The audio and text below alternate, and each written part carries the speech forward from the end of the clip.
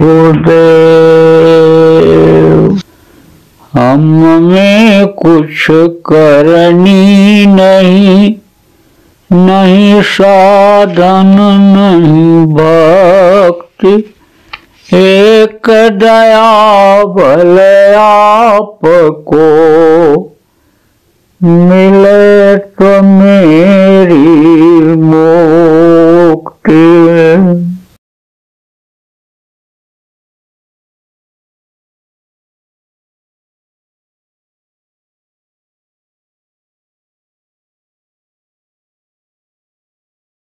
आप हर कोई नहीं मार सकते हो, जानवरों को काट नहीं सकते हो, लेकिन जब काट देते तो कहते भाई ये कैसे मुसलमान है। तो फटकारा उन्होंने, दोनों को फटकारा। कहा हिंदू आपन करे हिंदुआई, और गागर छुअन न दे, और वैश्य केरे पायन लौटे, देखो हिंदुआई। तो आप ये समझो कि हर तरह से उन्होंने जिस कुरीति में लोग फंसे हुए थे उससे निकालने की कोशिश किया। और कबीर साहब ने नामदान लिया, पूरे संत बन गए। कैसे? अपने बल पर बने। नाम तो यही था, लेकिन यह पांचों नाम नहीं था। उस समय 3 नाम इनके गुरु ने इनको दिया था, लेकिन कोशिश ये करते रहे। जैसे कुछ विद्यार्थी ऐसे होते हैं कि जो रिसर्च करते रहते हैं और उसमें नई खोज लेते हैं। ऐसे ही इन्होंने मेहनत बहुत किया और अपनी आत्मा को पहुंचाया कहाँ? सतलोक। आए थे नीचे 16 सूत्रों में से एक जोगजीत, मतलब वो आए थे, और लेकिन गए सतलोक तक, भेद सतलोक का खोला और रास्ता सतलोक तक का बताया। अब जब शरीर छोड़ा तो फिर अपने लोक में ही वहीं चले गए। तो आप इस बात को समझो कि उन्होंने समझो बहुत लोगों को रास्ता बताया, लेकिन अधिकार किसको दिया? जाने से पहले नामदान देने का अधिकार किसको दिया? नानक साहब को। रावी नदी के तट पर उन्होंने नामदान लिया था, कम उम्र में ही परम गति की प्राप्ति कर ली थी। फिर उन्होंने जब गुरु के रूप को अंतर में देखा, गुरु के जलवा को देखा, तब बोल पड़े, वह गुरु वह गुरु वह गुरु वह गुरु, वारे मेरे गुरु वारे मेरे गुरु वारे मेरे गुरु। यानी हमारे गुरु का इतना जलवा। देखो मानस के शरीर में कोई समर्थ गुरु को पहचान पाता है, संतों को पहचान पाता है, महापुरुषों को पहचान पाता है? नहीं पहचान पाते हैं। और जब चले जाते हैं तब जगह जगह रामलीला रास लीला करते हैं, मूर्ति बनाते हैं, जगह जगह पर मठ मंदिर उनके नाम से बना लेते हैं, लेकिन जब रहते हैं तो जल्दी नहीं पहचान पाते। जाए अगर आदमी समझने की कोशिश करे, उनके बताए रास्ते पर चले, तब तो पहचान होती है। रानी इंदुमती कबीर साहब के शिष्य थे, नामदान लेकर के भजन किया। जब सतलोक पहुंची, देखा बैठे हुए हैं, यही सब कुछ कर रहे हैं, तब बोली कि आप हमको मृतलोक में बता दिए होते कि मैं ही सब कुछ हूँ, तो मुझको इतनी मेहनत क्यों करनी पड़ती। तब उन्होंने कहा, तुझको विश्वास न होता कि मनुष्य शरीर में भी इतनी ताकत होती है, प्रभु मनुष्य शरीर में भी इतना पावर देता है, इसलिए तुझको मैंने रास्ता बताया, रास्ते पर चलाया और फिर ला करके ये जलवा दिखाया। तेरी मैंने मदद किया। बोल किया कि नहीं किया? तब चरणों पर गिर पड़ी, बोली आपकी मदद के बगैर तो मैं एक कदम आगे नहीं बढ़ सकती थी, कदम कदम पर बाधाएं थी, लेकिन जब मैं आपकी बातों को याद रखा कि गुरु माथे पर राखिए, चलिए आज्ञा माएँ और कह कबीरता दास का 3 लोक बनाए, तो आप याद करते ही प्रकट हो जाते थे और आपके आते ही विघ्न बाधाएं हट जाती थी। आपका पीछा मैंने नहीं छोड़ा, आपने हाथ जब पकड़ाया और मैंने हाथ पकड़ लिया तो आपने छुड़ाया नहीं हाथ अपना, तब मैं यहाँ पर पहुँच पाई। तो आपके एहसान का बदला तो कभी चुकाया नहीं जा सकता। कहा गया संतों की महिमा अनंत और अनंत किया उपकार। आप ये समझो कि संतों की महिमा का वर्णन किया ही नहीं जा सकता है, तो आपने दया किया, इतना कृपा किया कि जिससे मैं आपको यहाँ पहचान पाई। तो आप समझो प्रेमियों कि जब जलवा को देखा तो वाहे गुरु वाहे गुरु वाहे गुरु, बारे मेरे गुरु। जैसे लड़का चल ना पाता हो और जब उठ करके खड़ा हो जाता है तब कहते हो ना वारे भैया वाह रे बेटा वाह वाह वाह। जब बढ़िया नंबर लिया वाह बेटा वाह, तूने टॉप कर दिया पढ़ाई में। ऐसे ही तो आप ये समझो उनको अधिकार दिया था। और फिर उन्होंने जो 10 गुरु हुए, शिष्य तो बहुत बनाए लोगों को, उनको अधिकार देते चले गए। फिर इधर गए थे आपके कहाँ, सबसे छोटे यानी आखिरी जो 10 गुरुओं में हुए यानी वो हुए गुरु गोविंद सिंह। गए हुए थे दक्षिण भारत में, पूना पहुँचे जब तो वहाँ पेशवा परिवार के, मराठा परिवार के थे रतन राव जी, उनको अधिकार दिया। उन्होंने भी बहुत शिष्य बनाए, बहुत लोगों को नामदान दिया, लेकिन अधिकार किसको दिया? श्यामराव जी को दिया। श्यामराव जी को वहाँ लोगों ने परेशान करना शुरू कर दिया, क्योंकि अक्सर ये देखा गया है कि संतों को परेशानी बहुत झेलनी पड़ती है, बहुत परेशान लोग करते हैं। पलटू साहब ने कहा पलटू नाहक भूखता, साथ देख कर स्वान और जगत बगर सोवै रहे चारों युग परमन। तो आप प्रेमियों समझो कि उधर आए बनारस से कुछ दिन, फिर हाथरस चले गए और फिर उन्होंने गरीब साहब को नामदान दिया, उनको अधिकार दिया। फिर उन्होंने किसको दिया? जो राधा स्वामी मत को चलाया, जिन्होंने राधा माने सूरत और स्वामी माने मालिक। यानी ये सूरत किसको कहते हैं? ये जीवात्मा, परमात्मा की अंश जो शरीर को चलाती है। इंगला पिंगला सुषुम्ना नाड़ियाँ 3 और ये उससे 72,000 ये जो नसें और ये 10 प्रकार के प्राण और ये खट चक्र, यही चलाते हैं शरीर को। जीवात्मा के पावर से ये सब चलते हैं। तो सूरत माने जीवात्मा और स्वामी माने वो मालिक है ना। राधा नाम सूरत का सदगुरु दई लखाए, उलटता है सुमिरन करे, स्वामी संग मिलाए। उलट का क्या मतलब होता है? जैसे कहा ना, उल्टा नाम जपत जग जाना, वाल्मीकि वह ब्रह्म समाना। उल्टा नाम का मतलब क्या होता है? लोग कहने लगे मरा मरा मरा जपो, मरा मरा मरा जपो। मरा जपने से यानी समझो कि ब्रह्म समान कोई हो सकता है? उलट यानी समझो ये जीवात्मा का जो ये प्रकाश है, रोशनी है, ताकत है, ये इस यानी पिंड की तरफ हो गया। इधर से खींचो, समेटो इसको, पूरी ताकत को, और यहाँ जीवात्मा जहाँ बैठी है वहाँ लाओ और फिर ऊपर की तरफ उसका तवज्जो दो, ऊपर का ध्यान दो, स्वामी संग मिलाए, फिर वो स्वामी मिल जाएगा। तो राधा स्वामी, आप ये समझो कि राधा स्वामी उन्होंने नाम जगाया और उन्होंने भी फिर किसको अधिकार दिया? नामदान तो बहुत लोगों को दिया, लेकिन उन्होंने किसको अधिकार दिया? विष्णुदयाल जी महाराज को। विष्णुदयाल जी महाराज ने किसको दिया अधिकार? घोरेलाल जी महाराज को। घोरेलाल जी महाराज ने किसको अधिकार दिया? हमारे गुरु महाराज को। ये जिनकी तस्वीर लगी हुई है, ये तस्वीर जिनकी लगी हुई, यह नहीं। तस्वीर क्या है और ये मूर्ति क्या है और ये समाधि क्या है और ये मंदिर मस्जिद गुरुद्वारा क्या है? यह है जड़। और ये शरीर क्या है? ये चेतन है और जीवात्मा चेतन है। जड़ किसको कहते हैं? जो एक जगह से दूसरी जगह खुद ना आ जा सके, कोई उठा के ले जाए, ठेल के ले जाए, कैसे ले जाए, तब हो जाता है, तब खिसक सकता है। और चेतन किसको कहते हैं? बगैर किसी के यानी ले जाए हुए खुद चले, वो होता है चेतन। तो ये जीवात्मा चेतन है, शरीर चेतन है। चेतन से जब चेतन की पूजा करते हैं तब चेतन मिलता है।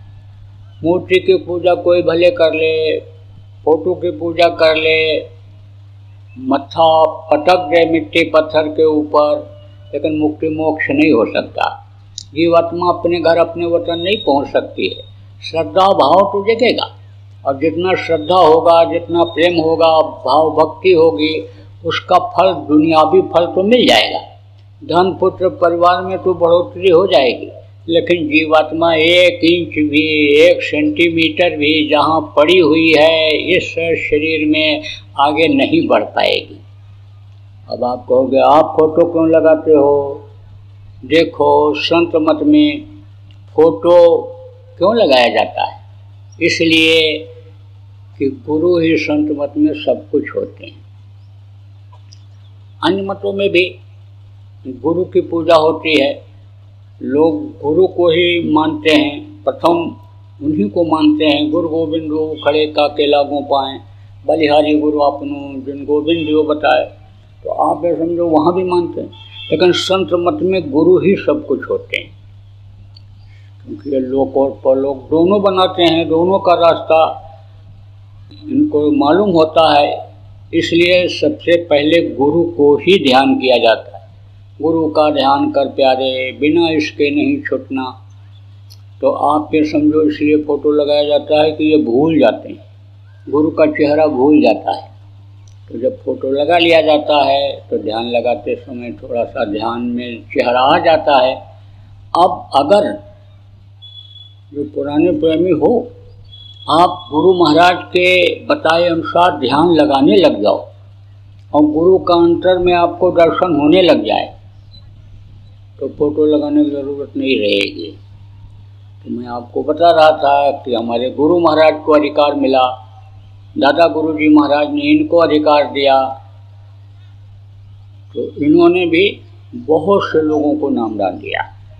पूरा गुरु के आदेश का पालन किया आपने, तनिक भी संकोच नहीं किया, तनिक भी बेईमानी नहीं की, और अपने आखिरी श्वास तक लगे रहे इसी काम में, और इतने युवों को नामदान दिया। अंतर में इतनी धुलाई लोगों की किया कर्मों की, कि आखिरी वक्त में उन्हीं कर्मों की वजह से शरीर के ऊपर वो कर्म आए और तकलीफ झेलना पड़ा, लेकिन मेहनत पूरा किया और रास्ता ही नहीं बताया, रास्ते पर ही नहीं चलाया, कितने जीवों को निज घर पहुंचा दिया। अब वापस दुख के संसार में आने वाले प्रेमियों नहीं हैं। लेकिन अब बहुत से लोग गुरु महाराज को अभी भी नहीं पहचान पाए। कारण यही रहा कि गुरु भक्त तो आप अपने को कहते हो, लेकिन गुरु भक्ति आती नहीं है। गुरु भक्ति का मतलब क्या होता है? गुरु भक्ति का मतलब ये होता है कि जहाँ मनमुखता बिल्कुल न रहे, मन के हिसाब से गुरुमुख कोई काम नहीं करता है, गुरु के बातों को ही पकड़ लेता है और गुरु के बताए रास्ते पर ही चलता है। कुछ भी हो, लेकिन गुरु के बताए सिद्धांत वसूल को नहीं छोड़ता है, तो वही आगे निकल जाता है। आप लड़खड़ा जाते हो, आप मान सम्मान के चक्कर में पड़ जाते हो, धन दौलत के चक्कर में पड़ जाते हो, भाई भतीजा बात के चक्कर में पड़ जाते हो, जाति बात कौम बात के चक्कर में पड़ जाते हो, भाषावाद एरियावाद के चक्कर में पड़ जाते हो। और मन तो ये चाहता ही है कि ये चीज़ें इनको मिल जाएं और उसी में ये फंसे रहें, आगे ना ये बढ़ पाएं। मन तो ये चाहता ही है इस समय का कलयुगी मन। तो कहा मन के कहे करो मत कोई, और जो गुरु कहें करो तुम सोई। प्रेमियों, गुरु के कहने के अनुसार आप चलो। गुरु महाराज ने जो प्रेमियों कहा कि 1 घंटा सुबह शाम सब लोग सुमिरन ध्यान भजन करते रहना, शाकाहारी नशा मुक्त रहना, तो अक्षरशः आप पालन करो, तब आप गुरुभक्त माने जाओगे। और नहीं तो आपके इस शरीर से कर्म बन जाएंगे और फिर आपको भी कर्मों की सज़ा भोगनी पड़ेगी। कर्मों की सज़ा से आज तक कोई बच नहीं पाया जब से कर्मों का विधान बना। धृतराष्ट्र ने कहा मैं अंधा क्यों हो गया? तो कृष्ण ने कहा तुम्हारे कर्म खराब थे। उन्होंने कहा इस जन्म में तो मैंने कोई बुरा कर्म किया ही नहीं। बोले पिछले जन्म में? कहा 100 जन्मों का मुझे याद है, 100 जन्म पीछे तक मैंने कोई बुरा कर्म नहीं किया। कहा और पीछे देखो, 106 जन्म के पीछे जो बुरे कर्म बन गए थे उसकी वजह से उनको अंधा होना पड़ा। कर्मों की सजा से कोई नहीं बचा। जितने भी महापुरुष हुए उनको भी कर्मों की सजा भोगनी पड़ी। कृष्ण जब जाने लगे तो पांडव ने क्या कहा था, लेते चलिए हमको भी अपने धाम। कृष्ण ने कहा द्वापर का विधान खत्म, कलयुग आ गया और अब मैं अपने धाम जा रहा हूँ, मेरा काम पूरा हो गया। पांडव ने कहा महाराज मुझको भी लेते चलिए। बोले मैं तुमको नहीं ले जा सकता हूँ, मैं तुमको नहीं ले जा सकता हूँ, मेरा काम दूसरा है। धर्म की स्थापना करने का था दुराचारी के संहार का, वो मैंने काम पूरा कर दिया। इसके लिए तो तुमको अन्य समझो कि संत सदगुरु की खोज करनी पड़ेगी। आप देखो गीता के 4 स्कंद में 34वें श्लोक में यही लिखा है। और अगर तुम संत सदगुरु की खोज नहीं करते हो, रास्ता ले करके और भजन करके अपनी जीवात्मा का उद्धार कल्याण नहीं कर पाते हो, तो तुमको कर्मों की सजा भोगनी पड़ेगी। और हुआ भी यही, गल करके गए बैतरणी नदी में कूदे और आप ये समझो कि खत्म हो गए, चले गए। कृष्ण का क्या हुआ, कृष्ण गए थे जब शरीर छोड़ने को था, बैठे हुए थे पेड़ के ऊपर, पैर के ऊपर पैर रखे लटकाए बैठे थे। बहेलिया गया था शिकार खेलने के लिए, तो देखा कि जैसे मृगा की आंख चमक रही हो। इनके पैर में पद्म का निशान था, पद्म के निशान को मृगा की आंख समझ करके और तीर चला दिया। जब इनके पैर में लगा और कराह निकला तब दौड़ करके गया, पछताया, माफी मांगा, कहा तुम्हारी गलती नहीं है, तुमको भी मैंने रामावतार में तीर मारा था छुप करके। कहा ना मैं बैरी सुग्रीव प्यारा, कारण कौन नाथ में मारा, बाली को मारा था ना। ऐसे ही आप देखो जब समय आया राम का शरीर छोड़ने का, लेटे हुए थे, आवाज़ लगी खाली करो, चलो जल्दी करो, समय हो गया। घबरा गए, कौन आया हमारे कमरे में। पहरेदार से पूछा कौन आया था, बोले सरकार कोई आया ही नहीं। बिगड़ गए, तुमने देखा नहीं, अंदर आने दिया, हट जाओ तुम, लक्ष्मण की ड्यूटी लगाऊंगा। लक्ष्मण हमारे यानी बहुत अच्छे पहरेदार हैं, जंगल में वे ही मेरी रखवाली करते रहे, लक्ष्मण की ड्यूटी लगा दिया। जब वो समय नजदीक आ गया तो आप समझो फिर वही आवाज आ गई, भीलन लोटी गोपिका, वह अर्जुन वह बाण, पुरुष बलि नहीं होत है, समय होत बलवान। वही शरीर, जब उनके अंदर शक्ति थी, ताकत थी, ऊपर से दी गई थी शक्ति, कहाँ से आए थे, निरंजन लोक से आए थे। आप समझो उनको शक्ति दी गई थी, वो शक्ति जब खत्म कर दी गई, खींच ली गई, तो साधारण पुरुष हो गए थे। कौन, आप ये समझो जिनको भगवान राम कहा जाता है। अब आप भगवान राम के प्यारे हो गए, उनसे प्रेम करते हो गए, आपको खराब भले लगे लेकिन सही बात तो बतानी पड़ेगी, क्योंकि मनुष्य शरीर में वो भी थे और उनको भी कर्मों की सजा भोगनी पड़ी थी, आखिरी वक्त में तकलीफ हुई थी। तो आपको मैं बता रहा हूँ प्रेमियों कि ये अनिल समझो कि लक्ष्मण की ड्यूटी लगाया और फिर आवाज़ आ गई खाली करो। उनको तो यही था कि मेरे पास शक्ति है और मैंने रावण को मारा था, वरुण कुबेर सुरेश समीरा, रण समुद्र का न धीरा। शक्ति खत्म हो जाने पर दुनियावी चीज़ें आ जाती हैं, दुनिया का समझो कि बोझा पड़ जाता है, काल माया का जोर पड़ जाता है। और जब तक शक्ति रहती है तब तक दीनता रहती है। वही राम यानी समझो तब दीन बन गए थे जब रावण को मार करके आए थे। माता कौशल्या ने कहा था अति सुकुमार युगल मेरे बारे, कौन भांति लंका पट मारे, ए मेरे सुकुमार बेटा, ए कोमल मेरे बेटा। तूने रावण को कैसे मारा, कैसे मारा। इतना पराक्रमी रावण कि जिसके सामने बड़े बड़े देवता नहीं टिकते थे। तब उन्होंने कहा गुरु वशिष्ठ कुल पूजे हमारे, अब इनकी कृपा दरुण मारे। ए माँ मेरे अंदर कोई शक्ति नहीं थी, वो तो गुरु वशिष्ठ की कृपा थी कि जिससे मैंने रावण का विनाश किया। लेकिन उस समय जब शरीर छोड़ने का समय आ गया तो वो मानवीय बुद्धि में आ गए और कहा मैंने रावण का विनाश किया और मुझको मेरे कमरे में तेज आवाज बोलने वाला आ कौन गया। तब उन्होंने कहा लक्ष्मण से कि आने कैसे दिया तुमने। गाली गलौज लक्ष्मण को करने लग गए तो लक्ष्मण भाग पड़े, और जब भागे तो पीछे पीछे भी चल पड़े। भाई कहाँ जा रहे हैं, भाई भाई कहाँ भगा जा रहा है।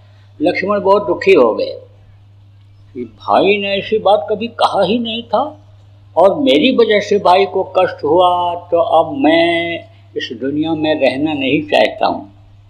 बक करके गए और सरजू नदी में कूद गए। और जब वो लक्ष्मण कूदे तो लक्ष्मण को बचाने के लिए, खोजने के लिए यह भी कूदे। इधर भरत और शत्रुघ्न को पता चला मेरे भाई सरजू में कूद गए, पता लगाने के लिए गए, वो भी नहीं निकले। आज भी गुप्तार घाट बना हुआ है। कहते हैं कि भगवान यहाँ गुप्त हुए थे। कहने का मतलब ये है कि शरीर से भी कष्ट झेलना पड़ता है, कर्मों की सजा प्रेमियों भोगनी पड़ती है, और शरीर जब ये छूटता है तो जीवात्मा को भोगना पड़ता है। यह शरीर तो यहीं छूट जाता है। पिशाच का शरीर मनुष्य शरीर जैसा ही होता है, उसमें बंद करके और यमराज के दूत ले जाते हैं, यमराज के सामने पेश करते हैं। उसके पास सारा लेखा जोखा होता है। आज कोई कहो कि मैं जो कर रहा हूँ कोई देख नहीं रहा है, कोई जो कहता हूँ सुन नहीं रहा है, लेकिन जिसको तुम नहीं देख पा रहे हो, जिसकी आवाज़ को तुम नहीं सुन पा रहे हो, वो सब देख रहा है, सुन रहा है। उसका कैमरा कभी फेल होने वाला नहीं, उसकी स्याही कभी ख़त्म होने वाली नहीं, उसका कागज़ कभी सड़ने गलने वाला नहीं। वो सब पूरा का पूरा लेखा जोखा रखता है। तो वहाँ कोई शोर सिफारिश नहीं चलती है कि कोई वकील रख लो छुड़ा करके ले आएगा। शोर सिफारिश लगा दो, सेटिंग कर दो तो छूट के चले आओ, कुछ नहीं। कार साहब के दरबार में बदला कहीं न जाए, वहाँ तो वो कर्मों का फल देगा ही देगा। आप फिर समझो कोई कितना भी रोए और चिल्लाए, लेकिन माफ़ी फिर नहीं देता है। यानी समझो कहता माफ़ी का समय निकल गया। माफ़ी तो तुमको तभी मांगनी चाहिए थी जब तुम मनुष्य शरीर में थे, लेकिन उस समय पर तुम अपने को समझ नहीं पाए। अपने इस शरीर के अंग, हाथ पैर आँख कान जो तुमको अच्छे काम में लगाने, कहने सुनने के लिए दिया गया था, इससे तुमने बुरा कर्म किया।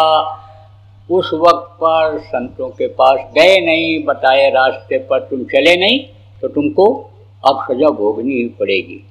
तो नरकों की बड़ी बीहड़ सजा है। 42 प्रकार के छोटे बड़े मिला करके नरक हैं, और उन नरकों में 1-2 दिन नहीं रहना पड़ता है, बहुत दिन रहना पड़ता है। आप ये समझो 4 युग है, सतयुग, त्रेता, द्वापर और कलयुग। ये चारों युग जब बीत जाते हैं तब एक चौकड़ी होती है। 72 बार जब चौकड़ी बीतती है तब एक मनवंतर होता है। 14 मनवंतर जब बीत जाता है तब एक कल्प होता है। एक एक कल्प एक एक नरकों में रहना पड़ जाता है। तो आपको समझने की ज़रूरत है प्रेमियों, जो भी नामदानी हो आप, कि आप कहीं फंस न जाओ, भूल और भ्रम में न पड़ जाओ और कर्मों के चक्कर में आ जाओ। इसलिए अच्छे और बुरे का आपको ज्ञान रखना चाहिए। देखो मन तो ये चंचल हो ही गया, मन तो ये इंद्रियों के घाट पर बैठकर रस लेने ही लगा। तो मन तो आपके इस शरीर के अंगों से पाप कराना ही चाहेगा।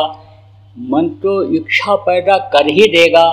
मन ही इच्छा पैदा करता है कि चलो अच्छा चलो खा लें, चलो इनको मार दें, चलो इनको काट दें, चलो लूट ले आवें, चलो व्यभिचार कर डालें, और शरीर ये गंदा हो जाता है। मन ही कराता है। लेकिन मन, चित्त और बुद्धि, ये चारों चीज़ें हैं चतुर्संतःकरणी, जिनको बताया गया 4 दल कमल अंदर में है। जीवात्मा 2 दल कमल पर बैठी हुई है, फिर चतुर्संतःकरण 4 दल का कमल है। तो ये चारों अन्य समझो बनाए गए किस लिए, कि इच्छा जब पैदा हो तब उस समय पर चित्त से चिंतन करो कि मन ये इच्छा पैदा कर रहा है शरीर से करने के लिए। फिर बुद्धि लगाओ, तो बुद्धि यानी जब लगती है तब वो बुद्धि परिणाम लाती है कि इसका परिणाम अच्छा होगा, इसका बुरा होगा। अब जब सत्संग आदमी सुनता रहता है तो हर अच्छाई का ज्ञान रहता है उसको, हर अच्छी चीज़ को समझता है, तब बुद्धि उधर से बुराई की तरफ से मोड़ देती है। बुद्धि लगाना चाहिए। बराबर सत्संग गुरु महाराज कहा करते थे, सुनते रहो और चित्त लगा करके सुनो, मन को लगा करके सुनो, तो बराबर यानी कहा ना, सत्संग जल जब कोई पावे, महिलाएं सब कट जावे, दूषित विचार, दूषित भावनाएं, ये सब सत्संग से सब खत्म होती हैं। तो बराबर प्रेमियों सत्संग सुनते रहो और बराबर भजन ध्यान सुमिरन करते रहो। भजन ध्यान सुमिरन में न मन लगे, सेवा करो।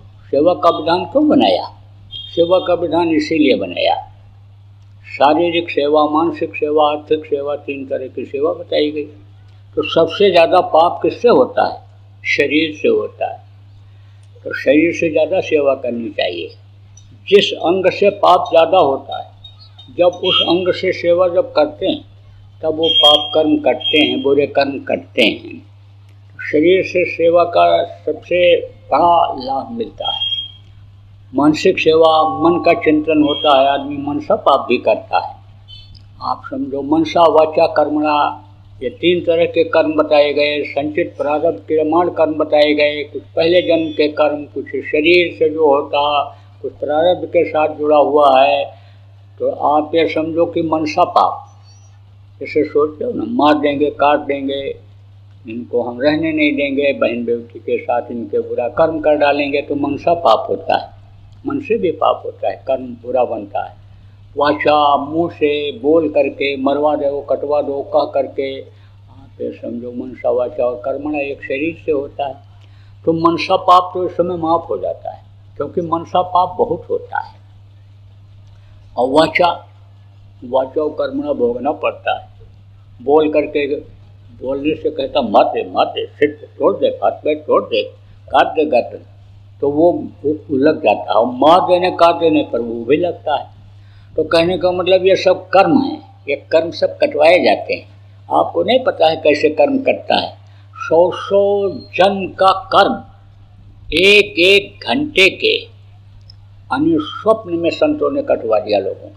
तमाम ऐसे उदाहरण मिल रहे हैं, इतिहास मिल रहा है, समय नहीं है कहाँ तक आपको बताऊं। तो कर्म काटने का सबसे बढ़िया तरीका होता है संगत की सेवा, गुरु के आदेश का पालन। उसमें कर्म कई जन्मों के कटते हैं। वाचा कर्म समझो कि जो मुँह से गाली गुप्ता देता है, तो प्रचार करवा करके, पहले के समय में प्रचार का नहीं था तो वो वाणी पढ़वाते थे, प्रार्थना बोलवाते थे मुँह से। वाचा कर्मणा शरीर से, यानी जो कर्म बनते हैं हाथ पैर आँख कान से, उससे सेवा करवाया जाता है। तो आप ये समझो कि धन की भी सेवा, धन गलत जगह पर लगा दिया, धन दे करके किसी को मरवा दिया, कटवा दिया, किसी से गलत काम करा दिया, धन खर्च कर दिया, उसकी भी सेवा होती है। लेकिन अब आप ये समझो कि ये तीनों सेवाएं करनी चाहिए प्रेमियों को। देखो प्रेमियों,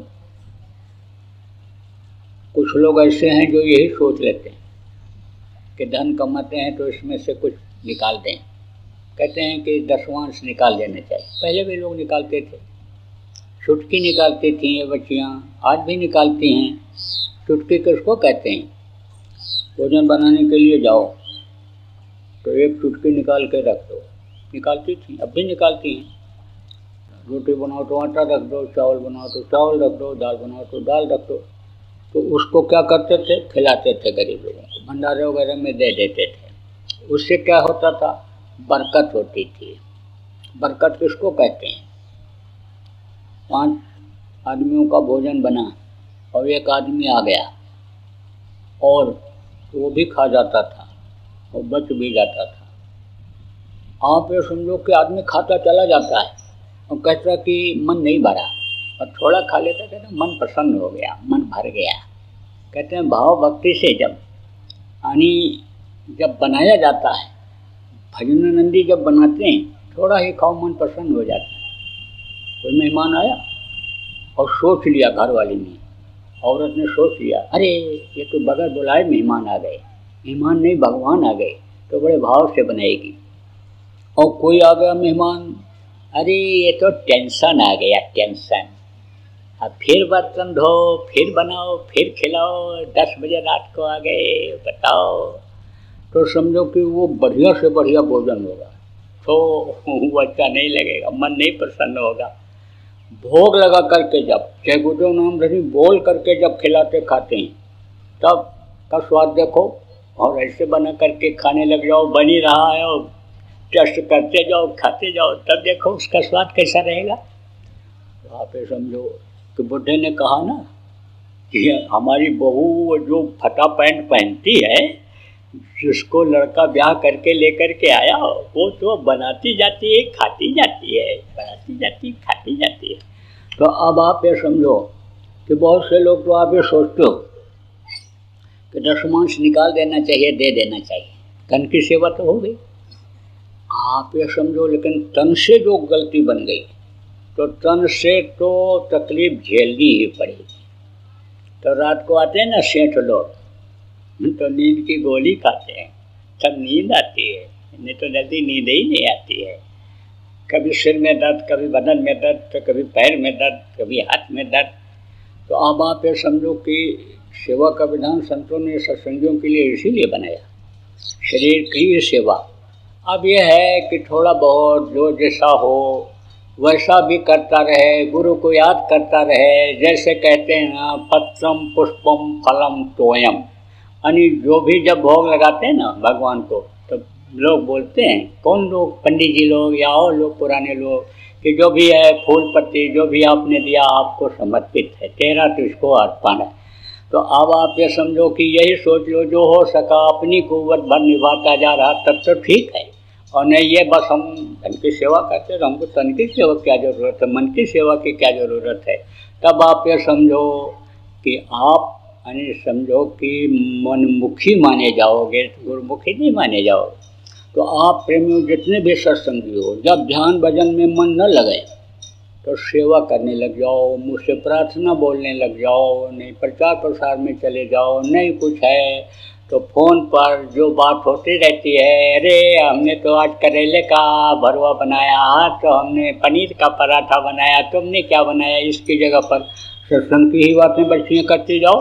तो समझो कि जो मुँह से कोई को गाली दे दिया, तकलीफ़ दे दिया आपके बोलने से, तो उसमें उसकी माफ़ी हो जाती है उससे। तो प्रेमियों कहने का मतलब ये है कि आपको गुरु मिले और आपको मनुष्य शरीर मिला, ये है समझो कि अनमोल निधि मिल गई, अनमोल चीज़ मिल गई, इसकी कोई कीमत नहीं है। जो यह नाम मिल गया आपको, तो इसकी आप करो कमाई जो सत्संगी हो। क्योंकि गुरु महाराज कह करके गए थे मेरे लिए कि नामदान देंगे नए लोगों को और पुराने लोगों की संभाल करेंगे। तो पुरानों की तो बराबर संभाल में लगा हुआ हूँ। हमको जो गाली भी देते हैं, चाहे जान में दें, चाहे अज्ञानता में दें, चाहे अहंकार में दें, चाहे जिस भाव में दें, हम तो उनको भी अपना ही मानते हैं, क्योंकि वो गुरु के बंदे हैं, गुरु के अपने जीव हैं। जो गुरु के नहीं भी हैं तो उनके अंदर भी यही जीवात्मा जो हमारे आपके अंदर है, परमात्मा की अंश उनके अंदर भी है। अब वो अज्ञानी हैं इसलिए गाली देते हैं। जब जानकारी हो जाती है तो वही लोग माफ़ी भी मांगते हैं कि हमने गलती किया।